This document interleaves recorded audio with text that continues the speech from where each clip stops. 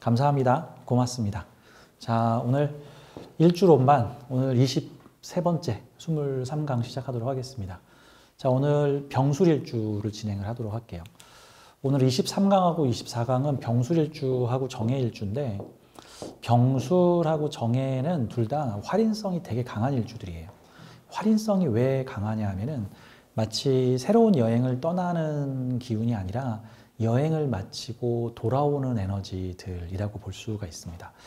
특히 병술은 인호술 화국의 밝고 화려한 세상을 마치고 이 병화의 마지막 종착지이자 기착지인, 즉 내가 이제 임묘되는, 입고되는 곳인 술토로 돌아오는 곳이라고 볼 수 있으니까, 마치 어떤 영혼의 윤회적으로 설명을 하자면은 지금 막 시작하는 영혼이 아니라 세상 다 살고 어떤 하나의 시즌을 마치고 하나의 어떤 시리즈를 마치고 고향으로 돌아오는, 본향으로 돌아오는 꼭 그런 느낌을 가지고 있어서 이 병술은 공공활인성이 되게 높은 글자라고 볼 수 있습니다.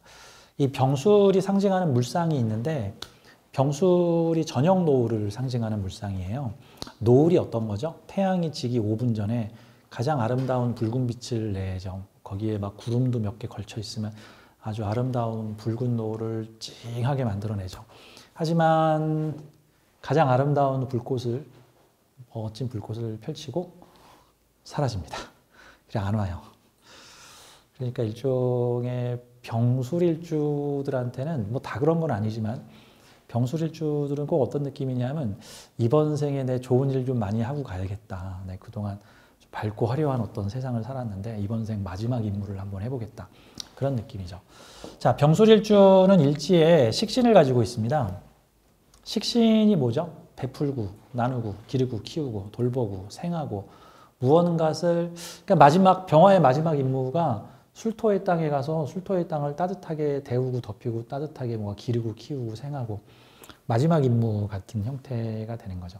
근데 그것에 빠져드는 임무 같은 거죠. 꼭 왕년의 전쟁 영웅이었던 암흑의 장군이 이제 퇴임을 앞두고 마지막 부임지에 가서 그곳에 가서 자신의 어떤 장군 생활을 마무리하게 된 거와 같은 건데, 근데 그 장군이 예를 들어서 처음 부임한 곳에서의 그 사람의 어떤 연륜과 능력적 측면에서는 처음 장군의 일정을 시작할 때와 장군의 일정을 마지막 임무를 부여받아서 마칠 때 누가 더 연륜이 높을까? 마지막 미션에서. 그렇죠? 여행을 떠난 사람이 있는데 12개 나라를 돌아오기로 했어. 그 첫 번째 간 나라에서는 의욕과 패기는 넘쳤지만 뭐 시행착오라든가 뭐 놓치고 온 게 있다든가 아쉬운 게 있다든가 아유 좀 이럴 걸 이런 것들이 많이 생겼는데, 한 4-5개 나라를 돌고 나니까 이제 연륜이 붙어가지고 능숙하게 이제 여행을 다니기 시작을 했어. 그러다가 어느덧 마지막 여행지에 도달을 하게 된 거죠. 마지막 여행지에 도달했어. 여행에 대해서 통달했고 어떤 식으로 여행을 해야 되는지에 대해서 이제 다 알았어. 하지만 이제 열의는 소진됐고 이 마지막 남은 여행을 아름답게 끝내기를 바라고 있어. 꼭 그런 거와 같은 내용이죠. 병화의 마지막 여행지, 뭐 이렇게 보면 됩니다. 이 술토가 넘어가면은 해자축의 구간인데, 물론 해자축에도 병화가 떠 있기는 해요. 뭐 대표적으로 병자일주 같은 경우는 원래 활동하면 안 되는 곳에서 떠 있는 병화 같은 거죠. 병자는 지난 시간에 아마 한 달 전쯤에 아마 병자일주를 했을 텐데, 그 병자일주를 제가 뭐라고 표현했냐면 지구 반대편에 있는 태양이라고 표현을 했어요. 현실은 깜깜한데 지구 반대편에 태양이 가 있어서 뜨지도 않은 태양이 지금 나타났다. 왜냐면 말이 안 되잖아. 태양이 떠 있는데 그 밑이 자수의 환경이야. 이거 이상한 거지. 원래 해자축 구간에서 병화는 어디 창고에 들어가 쉬고 있어야 돼. 그건 무슨 느낌입니까? 드라큘라가 대낮에 나온 것 같은 느낌이고, 아니면은 그 뭐죠? 그 햇볕이 있어야만 활동을 할 수 있는 어떤 태양열 자동차가 지금 긴급한 상황으로 한밤중에 튀나온 어떤 뭐 그런 듯한 느낌이라고 볼 수 있는 거죠. 그 노래의 제목처럼 네가 왜 거기서 나와 같은 게 일종의 병자 같은 거란 말이죠. 왜 해자축 구간은 병화가 활동하는 구역이 아닌데 나타난 거야. 마치 대한민국 영공에 북한 비행기가 나타났어. 근데 북한 비행기는 딱 휴전선까지만 비행하도록 돼 있고 거기 넘어오면 우리 미사일 쏴도 아무 말 못해. 근데 우리나라 영공에 우리나라 비행기가 뜬 게 아니라 북한 비행기나 러시아 비행기가 떴다. 꼭 이런 거 같은 경우가 야, 활동 금지 영역에 왜 쟤네가 더 있어? 중국의 어선이 우리 명백한 서해안 앞바다에 우리 영토에서 막 꽃게잡이를 하고 있다. 그거 역시도 꼭 병자 같은 모습인 거죠. 그쪽 나라 입장에선 귀한 애인데 우리나라 입장에선 쟤 뭐야 같은 모습일 수 있는 거니까. 자, 아무튼 병술은 그 해자축 구간으로 넘어가기 전 병화가 활동할 수 있는 합법적인 구간이 병, 인묘진, 사오미, 신유술인데 인묘진, 사오미, 신유술 9개 구간은 병화가 활동할 수 있는 구간이고 해자축 구간은 병화가 쉬는 구간이에요. 뭐 물론 쉬는 구간에도 나올 수는 있겠죠. 뭐 공무원들도 산불이 나면 저 휴가 기간인데도 튀어나갈 수도 있는 거잖아요. 그렇죠? 뭐 의사가 퇴근을 해서 집에서 쉬고 있는데 나만 치료를 할 수 있는 긴급한 상황이 생기면 병원에서 호출이 와서 달려갈 수도 있는 거니까. 자, 아무튼 이 병술은 마지막 타임. 자, 병화가 뜨는 것은 병인이고요. 병화가 뜨고 있는 건 병지지고요. 병화가 중천에 뜬 건 병오예요. 그리고 병화가 지기 시작하는 건 병신입니다. 병화가 마지막 구간에 나 이제 갈게 안녕 하는 게 병술이에요. 어때 멋있지돌 빠이빠이 뭐 이거 같은 거죠. 그 나이트클럽 끝날 때 나오는 음악 그 있죠. 하여튼 그런 게 있어. 하여튼 사람들이 막 아쉬워서 어떻게든 한 곡이라도 더 추려고 막 하죠. 나이트클럽 마지막 이게 오늘의 마지막 곡입니다. 이 곡을 끝으로 문을 닫겠습니다. 뭐 딱 이런 느낌. 자, 아무튼 이 병술은 그래서 이 병화가 지는 자리인데 이게 식신이니까 병화가 가장 노련한 자리.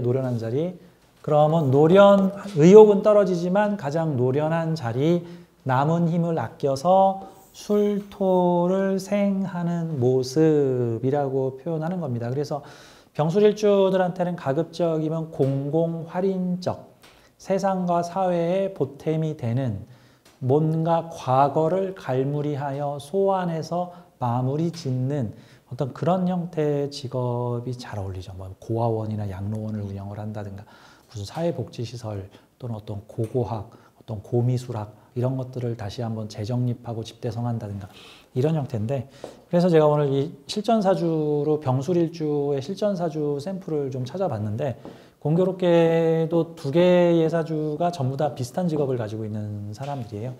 병술일주의 2개의 샘플 사주를 볼 건데 요 무진년생 30대 중후반이죠. 여기 경신년생 40대 중후반인데 둘 다 직업이 요분은 남자고 저분은 여자신데 고미술학을 전공해서 고미술품 경매 회사에서 감정과 설명하는 일을 하고 경매 행사 진행 등을 하고 있는 고미술학 전공자야. 요즘 미술학이 아니라 500년 전, 200년 전, 100년 전의 미술품을 보고 그거를 감정을 하고 평가를 하고 가치가 얼마 정도 있겠다 해가지고 경매장에서 설명을 하고 전시를 하고 또 이거를 판매를 하고 하는 이게 꼭 어떤 느낌이죠?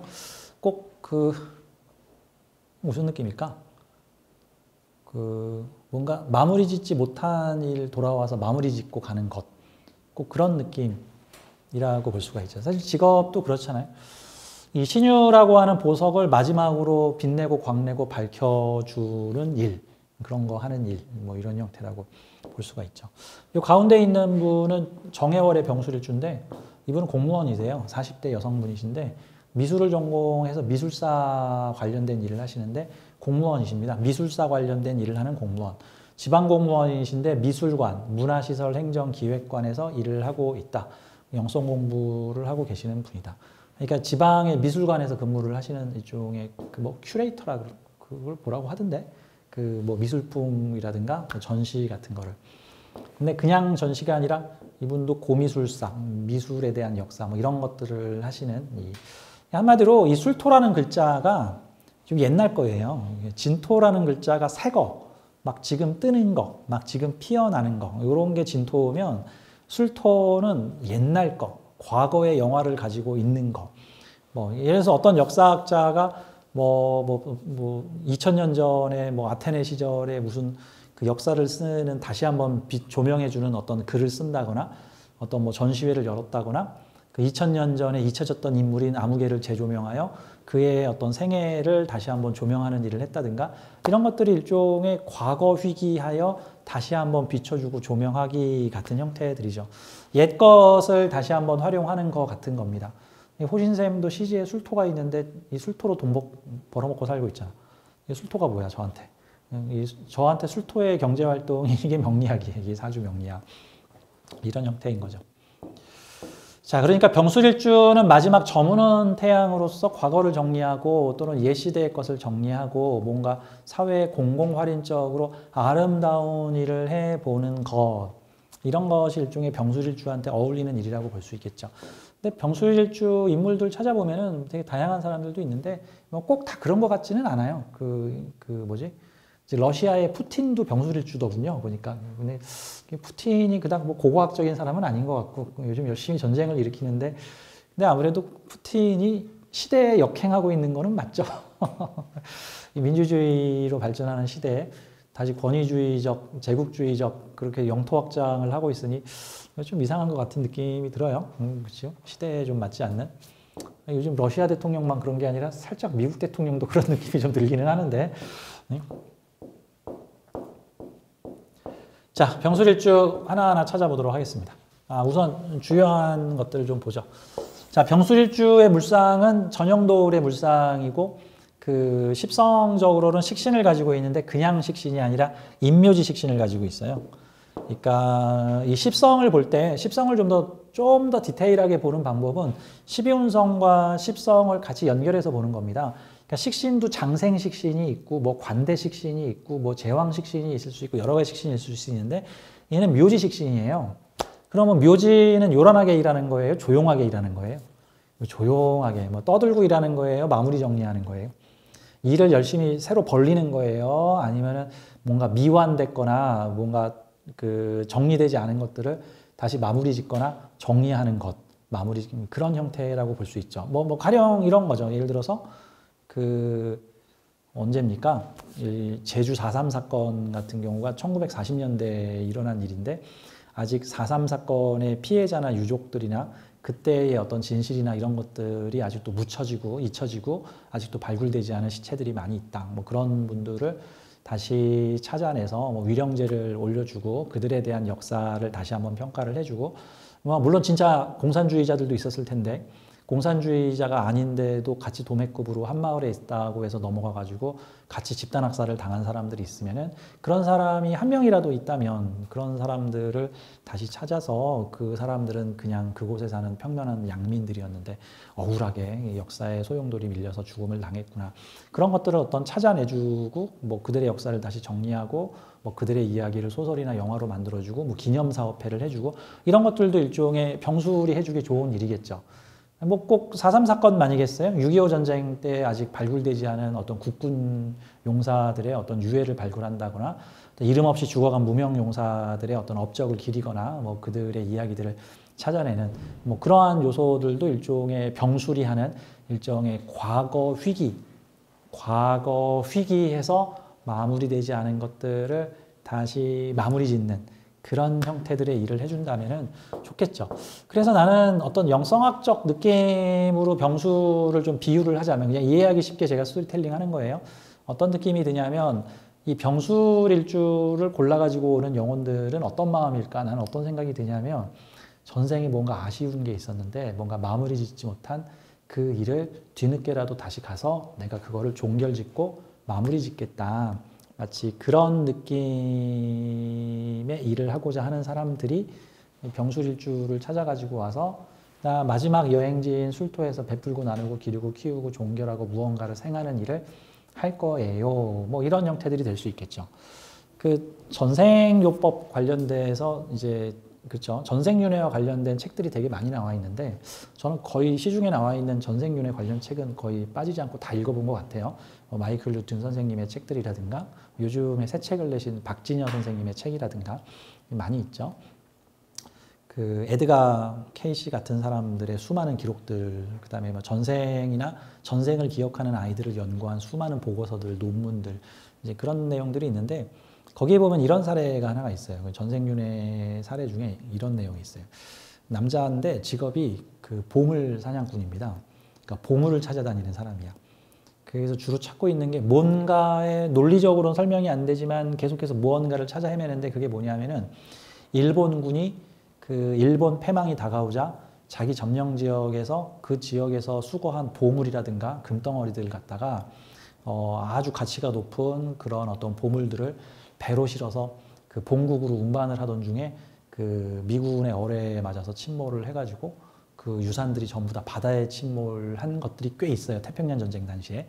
근데 그 일본군의 침몰한 보물을 찾겠다고 죽어라고 섬과 바다를 찾으러 다니는 그 보물 사냥꾼이 있어. 보물 탐험가. 보물 탐험가. 그 사람 전생요법을 통해서 보통은 최면 또는 리딩으로 보통 전생을 열죠. 열었더니 그 사람 전생이 뭐였는 줄 아세요? 그 자기 점령 지역에서 보물을 수거해가지고 일본으로 운반하는 일을 맡았던 일본군 장교였어. 쉽게 말해서 자기가 숨겨놓은 보물, 자기가 운반하던 보물 다시 태어났는데 그 보물 찾아야 돼. 그 보물 찾아야 돼. 그래서 이번 생의 직업이 보물 탐험가, 뭐 보물 사냥꾼, 뭐 이런 형태들이 된 요소죠. 저는 가끔 그런 생각을 해요. 예를 들어서 어떤 작가나 어떤 미술사 또는 어떤 역사가 이런 사람들이 과거에 조명받지 못했던 어떤 인물을 찾아서 그 인물의 업적이나 그 사람이 한 어떤 행동들에 대해서 재평가를 해서 그 사람 덕분에 미술계가 어떻게 됐다. 그 사람 덕분에 정치계가 어떻게 됐다. 그 사람 덕분에 무슨 학문적 업적을 이루었다. 이런 거 연대기나 일종의 수기 같은 거 써가지고 그 누군가를 재조명하게 해주는 사람들 있죠. 그분 전생이 누구였을까요? 맞아. 그분 전생이 그거야. 그럼 왜 역사가가 돼가지고 다시 태어나서 책을 썼을까? 자기가 제대로 평가받지 못했다고 생각을 하니까 그런 요소들이 있다라고 생각을 하는 거죠. 그러니까 저는 그런 생각이 들어요. 예를 들어서 그 어떤 영혼이 어떤 일정한 성장의 레벨에서 엄청 부정적인 카르마를 많이 짓는 일들을 하게 됐어요. 그냥 예를 들어서 막 사람을 많이 죽였는데 이게 다 나라와 민족을 위한 거야. 니들 다 죽어야 돼. 뭐 어떤 집단 학살을 자행했다거나 뭐 어떤 사람이 범인으로 몰아서 뭐 그 사람에게 복수를 했는데 나중에 알고 보니 내가 생사람을 잡은 거였다든가 뭐 이런 등등. 하지만 그 당시에는 난 어쩔 수밖에, 난 그럴 수밖에 없었어 라고 자기 정당화를 했다든가. 보통 그런 영혼들은 그 의식 수준이 그 수준에 머물러 있을 때는 자기가 잘못했다고 생각을 하지 않아요. 의식 수준이 올라가야 돼요. 의식 수준이 올라가야 되죠. 근데 이제 여러 번의 윤회를 거쳐서 점차적으로 내가 많은 깨달음을 얻고 의식 수준이 올라갔다. 그럼 이제 의식 수준이 올라간 영혼들은 과거 자식이가 의식 수준이 낮았을 때 했던 그 한마디로 삽질이죠, 삽질. 이불킥 할 만한 일들.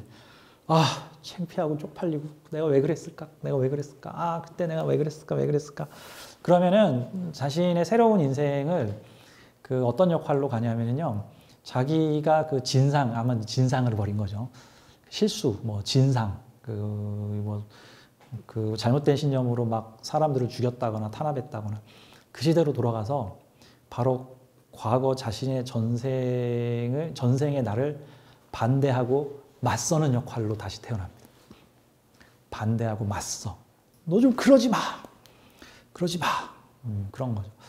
그러면서 어떤 측면에서는 이거죠. 다시 태어난 영혼들 입장에서는 그 영혼들의 무의식에 자신의 전생의 행적들이 이미 자신의 무의식에는 기록이 되어 있기 때문에 그 사람이 앞으로 어떤 수를 쓸지 뻔히 압니다. 그래서 일종의 수를 앞서서 생각하는 거죠. 자, 그런 논리로 카르마적으로 생각을 해보고 우리 이순신 장군의 전승을 한번 살펴봅시다. 이순신 장군이 임진왜란 때 해전을 벌였는데 일본군이 몇 시, 몇 분, 몇 초 정각에 배가 어디로 올 거고 몇 시가 되면 바람이 어디로 불 거고 몇 시가 되면 몇 척의 배가 우리 옆구리를 쳐들어올 거고 어디에 며칠 날 가면은 적의 배가 몇 대가 있을 거고를 무의식적으로 알았다라고 볼 수가 있겠죠. 그래서 이순신 장군은 이미 일본군의 수를 다 꿰뚫어보고 거기에 맞는 전략을 다 짜서 20 몇 승의 대승을 거두게 되죠. 그리고 마지막 전투에 아마 자기가 죽을 것도 알지 않았을까, 뭐 그런 생각이 들어요. 자, 그러니까 적의 수를 다 알고 있어. 왜 알고 있을까? 그렇다면 내 전생이 누구죠? 바로 그 적이야. 내가 일본군이었다고. 일본군으로 조선을 침략하는 역할을 했었고 그랬더니 누가 나타났어? 미래의 내가 나타났어. 미래에 몇십 번 다시 태어난 미래의 내가 나타나서 내수를 다 꿰뚫고 있는 거야. 그런 사람하고 싸우면 이겨야 져요. 그런 사람하고 싸우면 못 이겨.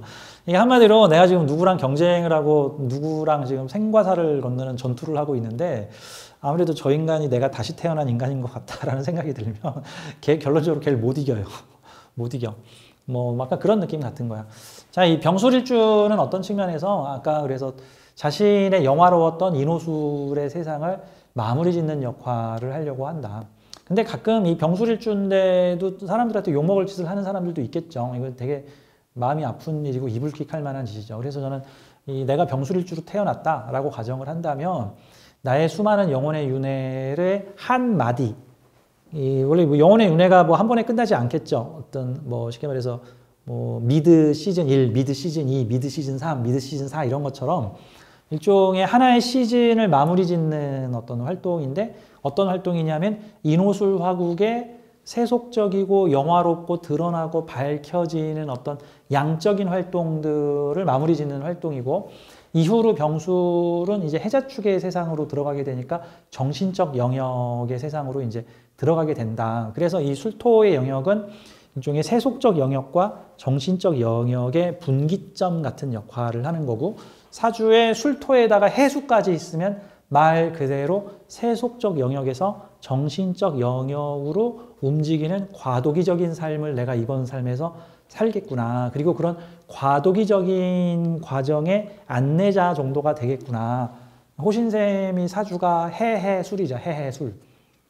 제가 하는 일이 술토로 해수 밀어주는 역할을 한다. 술토로 세속 쪽에 있는 사람들을 정신적 영역으로 이렇게 푸시해주는 출입국 관리소 직원이겠구나. 뭐 정도 뭐 그런 역할이죠. 그러니까 제가 이 명리 상담과 명리계에서 세속적인 사람들을 이렇게 꼬드겨가지고 살짝 영성계로 이렇게 슬쩍 토스를 시키고 있는 뭐 이런 영역이라고 볼 수가 있겠습니다. 자, 병화의 마지막 종착지자 인호술 운동의 마지막 운동인 병화의 구간입니다. 자, 우리 병화에 대해서 좀 보도록 하죠. 자, 병화는 어떤 글자냐? 세 번째 천간이다. 병화는 발산하고 확산하고 태양 같은 빛이며 화려하게 피어난 꽃과 같다. 자, 근데 이 병화가 이 술토라는 땅에서 마지막 발산을 해보고자 한다 같은 느낌이죠. 그러면 마지막으로 한번 내 재능을 펼쳐볼까? 가끔 애완동물, 저는 애완동물 유튜브를 좋아하는데 거기 보면은 애완견이 이제 하늘나라로 가기 전에 하는 행동 같은 거 보면은 그 강아지가 그 산책 나가자고 누워있던 강아지가 산책 나가자고 주인한테 목줄을 걸어주면서 산책 나가자고 졸라. 그래서 그 아이를 데리고 마지막 산책을 하고 왔는데 산책 갔다 와서 팩 쓰러져 죽어. 뭐 그런 거라든가 이렇게 누워있던 강아지가 갑자기 문 밖에서 어떤 소리가 들리니까 마지막 힘을 쓰고 일어나. 그랬더니 그 자기의 전 주인이었던 남동생, 그 지금 현 주인은 누나고 전 주인이었던 남동생이 강아지가 아프다고 하니까 이제 곧 죽을 것 같다고 하니까 찾아왔는데 그 자신이 좋아했던 그 남자 집사가 나타나니까 그 문을 향해서 이렇게 기어가고는 문 앞에서 그 자기의 전 주인이 오니까 그 품에 안겨서 거기서 죽어. 뭐 이런 모습들. 일종의 병화의 일종의 마지막 퍼포먼스의 장소 같은 거죠. 뭐라고 표현할까? 조용필의 마지막 콘서트. 서태지의 마지막 고별 공연. 일종의 그 피겨 스케이트 여왕 누구시죠? 그분이? 김연아. 김연아의 올림픽 마지막 갈라쇼. 이런 것 같은 느낌이죠. 마지막 갈라쇼. 가장 자신의 피겨스케이팅 선수의 인생에 그 모든 어떤 노하우와 기운이 다 들어있는 마지막 쇼죠. 근데 그 쇼를 보면서 박수를 치는 한국인들의 마음은 무언가 먹먹하죠. 아, 이제 마지막 공연이구나. 이제 김연아도 나이가 30이 넘어서 더 이상 올림픽에는 못 나오겠구나. 여기가 바로 마지막 올림픽의 장소겠구나. 뭐 이런 느낌 같은 게 일종의 마지막 공연 같은 거죠. 얼마 전에 최불암 아저씨가 어떻게 보면 자신의 인생에서 마지막 그 고정 프로라고 할 수 있는 한국인의 식탁이라는 프로그램에 10몇 년째, 14년인가 출연을 하셨다가 얼마 전에 마지막 방송을 찍으셨답니다. 그래서 기자들이 가서 아니 왜 하차를 하십니까? 아유, 내가 이제 나이가 80이 넘어서 90을 보고 있는데 이제는 내 몸도 아프고 기력이 다해서 이제 내가 그만 마지막 작품을